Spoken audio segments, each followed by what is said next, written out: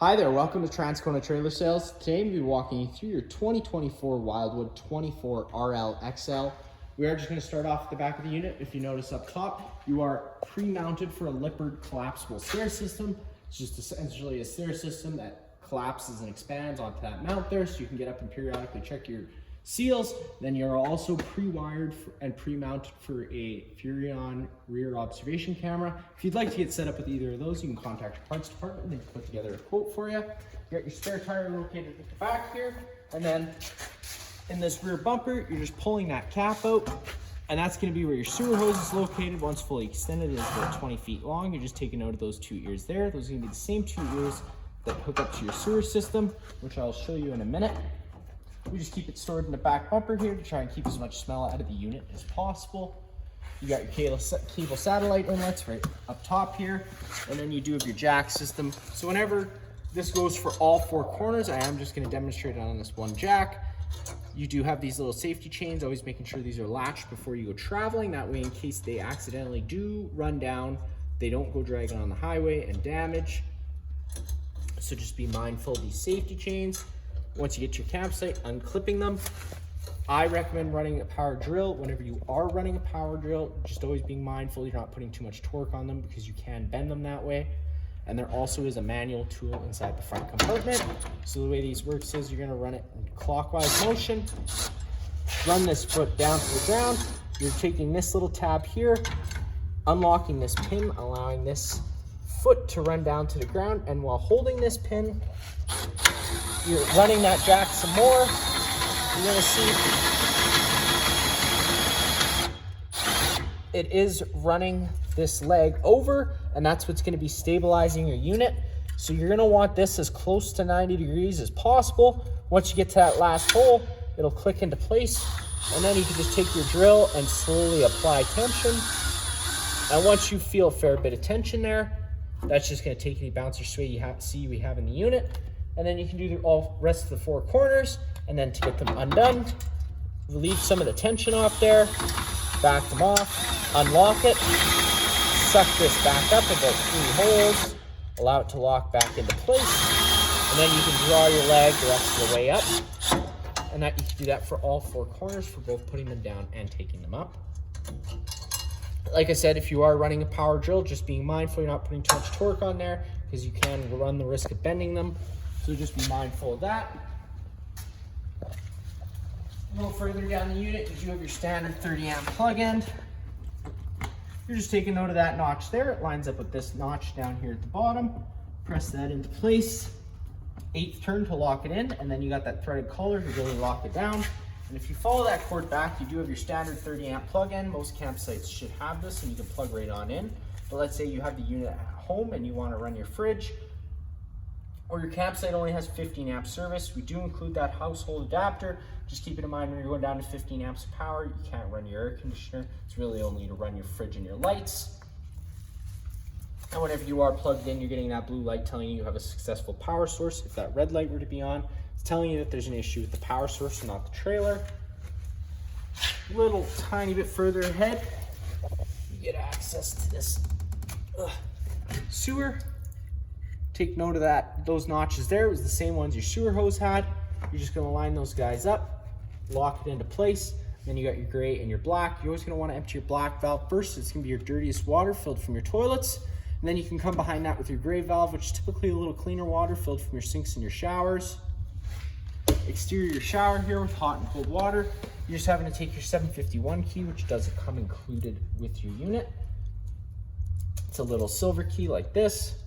You just stick it into that key slot and you can unlock it and open it up. You got a black tank flush, so whenever you are using your black tank flush, your gate valve has to be open and your sewer has to be connected. It's very important you do so, otherwise you do run the risk of bursting your tank. So again, just be mindful of that. Stick a garden hose in here, turn it on, and it's gonna flush that tank out, keeping things that little bit cleaner. And then you got your city water connection, so if you're at a site with service, you can just throw your garden hose in there, turn it on. It's going to pressurize all those lines without the need to run your water pump. Up ahead here, you got a little storage compartment. And that guy open, goes right through to the other side. Up at the front, in this little black box up front here, you got your 27 RV battery. And then on the front frame, you're gonna notice that's gonna be your battery disconnect. With the battery disconnect switch on, the batteries are connected to the unit. If you were to turn that battery disconnect switch to off, the batteries would become disconnected from the unit, and you could lock it out like that just by twisting this all the way and pulling this out of place, and you wouldn't have 12-volt power running to the trailer. But again, just on to keep it connected. The 2 propane tanks located up front. Most of the time you can get what you need done just by loosening off these 2 tabs here and flipping this top cap over. Just for the purpose of the video, I will just remove it. 2 standard 20-pound propane tanks. Opening up the flow of propane slowly all the way. Opens up the flow of propane to the unit. Just as simple as that. Get your tongue jack up front, one way is up, the other way is down, and you do have a little docking light. Now inside this front compartment, it's just the other side. You get that 20-foot water hose, as well as that 15-amp park adapter, which I've already told you about. And then up on the wall here, you got a couple different straps you can undo, in which case you do have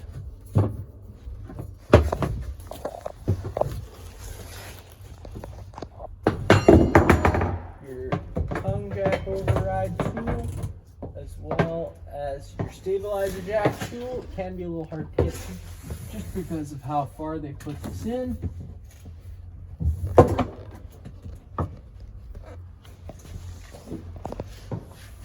So this one here is just your 3/4 inch jack tool. And this guy here is your tongue jack override. So if your tongue jack were to ever fail for whatever reason, you just pull this cap off, stick this tool down in here, and it would allow you to run that jack manually if you ever need to.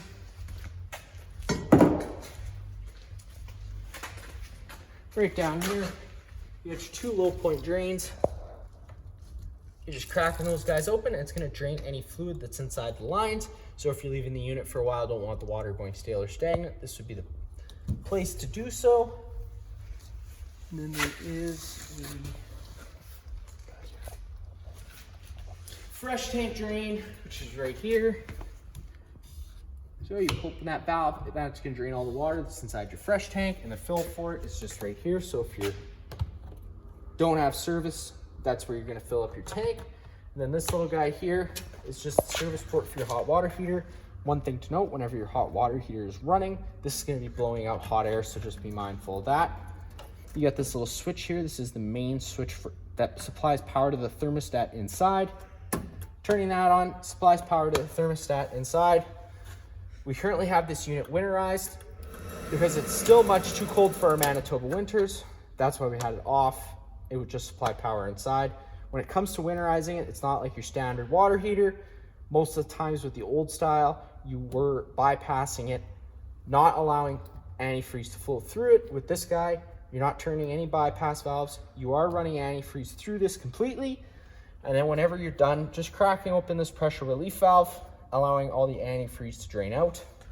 That way, once it gels up, once it gets really cold in the winter, it's not expanding in those lines, causing a crack. To get inside, you're just taking that assist handle, pushing it up, folding it 90 degrees, and locking it in place. That'll allow you to open up your door. Then you can get to your stairs, which do have adjustable feet. You can just press either tab on either side, and you can adjust how much the height of your feet, so you have nice level stairs for your campsite needs.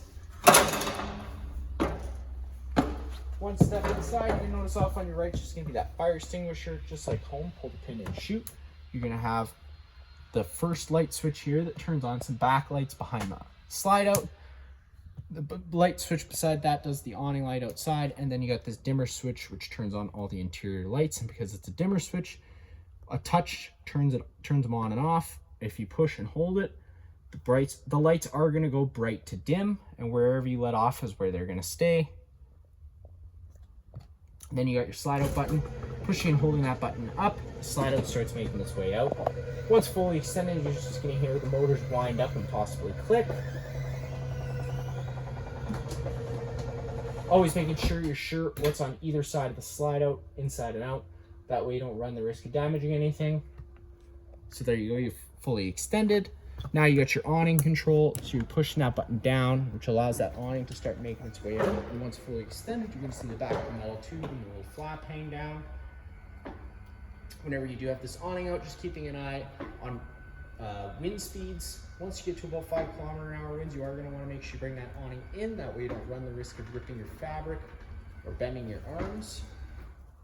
And unfortunately, we can't get them all the way out today just due to space. But before it starts raining, you can take any front or rear, just pull down on it. It's gonna change the pitch of the awning head, allowing water to then run off. Now, if you do like that angle better because it allows for more shade, you can do the same thing to the front arms, and it's gonna allow for more shade underneath. Just always making sure you do push both arms back to straight whenever you go to bring them in. And bringing them in is just as simple as pushing the button in. The awning will make its way all the way in, and once it contacts the side of the trailer, you know that you're in. You got your solar controller here.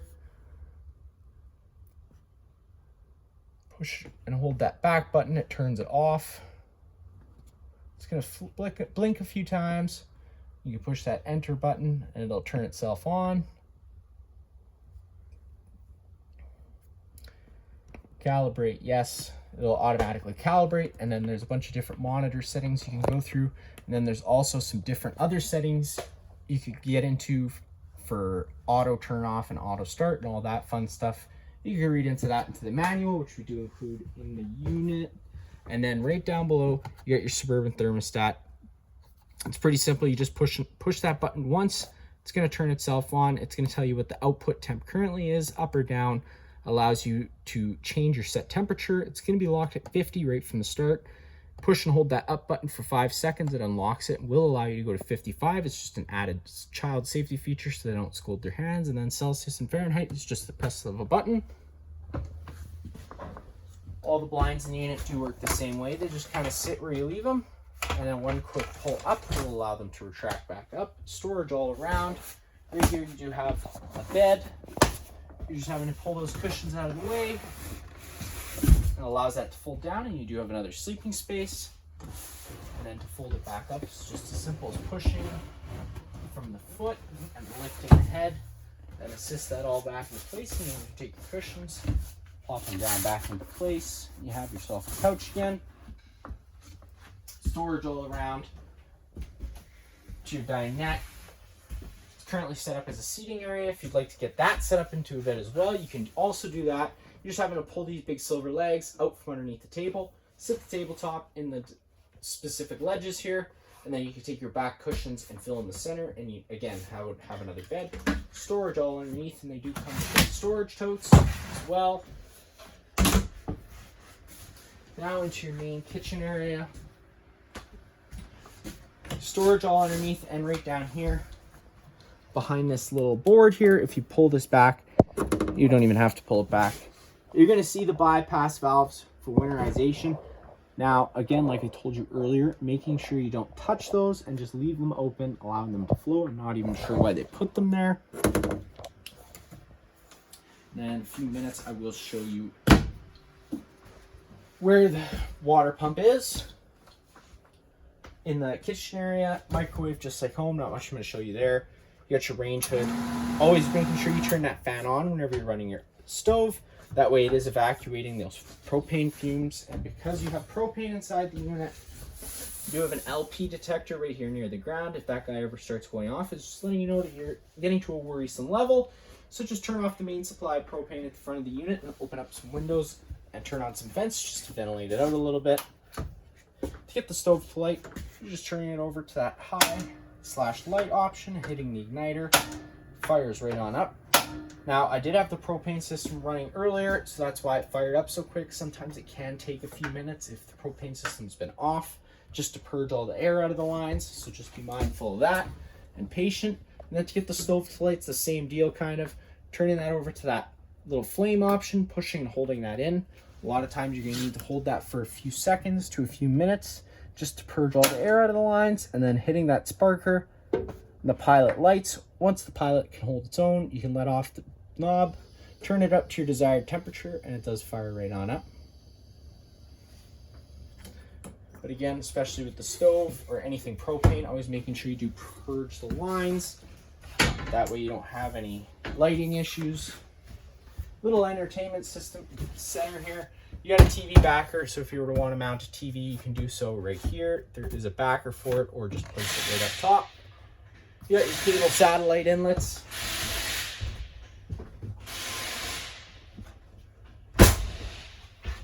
Cable satellite inlets, as well as this little black button. This little black button turns on this green light, which turns on the antenna on the roof. It also improves radio frequency, so I typically just leave them on, but that's going to be totally up to you. And you got your sound system, pretty much just like home, minus the fact of having zone 1 and zone 2. Zone 1 is going to be this sound bar itself, and zone 2 is going to be your exterior speakers. And then you do get to your little fireplace. Power button on the far right turns it on. Now this is just running the lights and stuff. You can change your different flame colors with the push of a button right next to the left of the power button. Then in the dead center, you can change your different rock lights.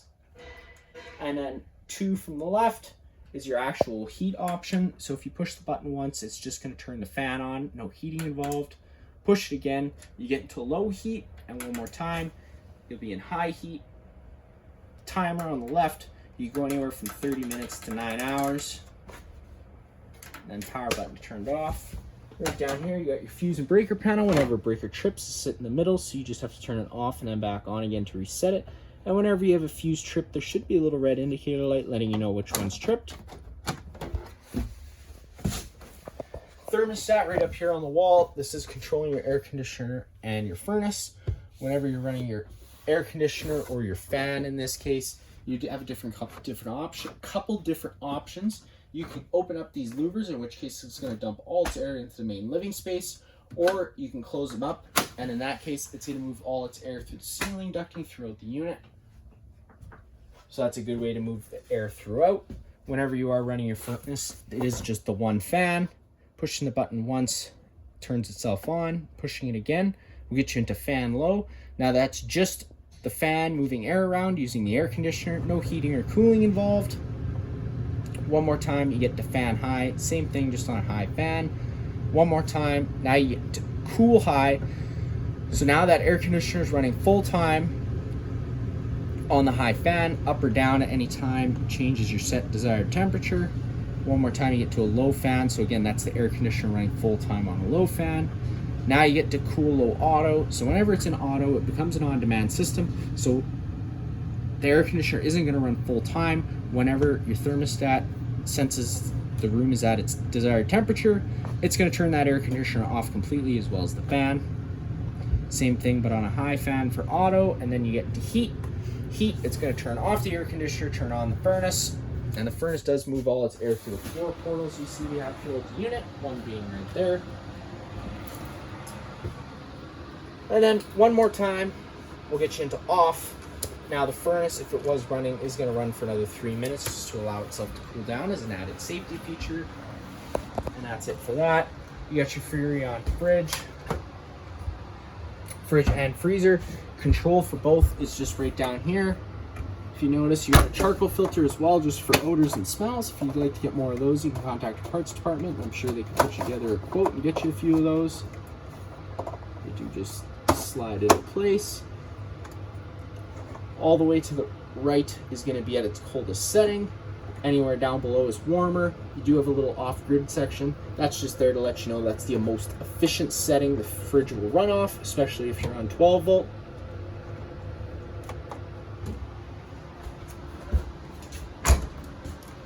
Now back here, turn on the lights, you get into the bathroom.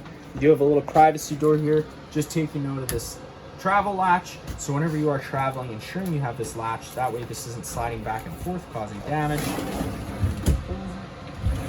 Open it.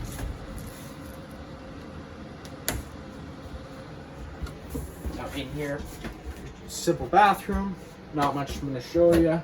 Cupboard space all around. Right above your head, you do have a little vent fan up top, opening up this guy all the way. The on switch for the fan is on the left. You're going to notice this fan is open straight into the atmosphere, so if it were to start raining, it's going to get wet in here. Unless, of course, you went with a max air cover, which our parts department can provide you a quote to get. In that case, it's a cover that goes over this, and you can leave this open whether you're traveling or it's raining. But but as is, you will have to make sure you close it if you're traveling or it starts raining because it will get wet in here. Main GFI plug on the wall, test on the left, reset in the middle. If you ever have an outlet that doesn't work, this would be the first place I would check. And now getting into the bedroom, light switch on the right. Right below that light switch, you have your VersaTilt bed control. So if you push and hold that button up, the mattress obviously starts making its way up. And down will obviously allow it to go down. You do have sleep app access on both sides of the bed, as well as 120-volt plugs in there to plug them in. These are the only blinds that work differently, and they're just like a slider type of deal with little Velcros, latch, close them into place. And the bed does have a nice little handle at the end of it, so it allows you to pick it up and get some more storage space. That is the front compartment down there, so just be mindful of that. You go to the laundry chute, and then of course right back here, nice little closet for all your stuff.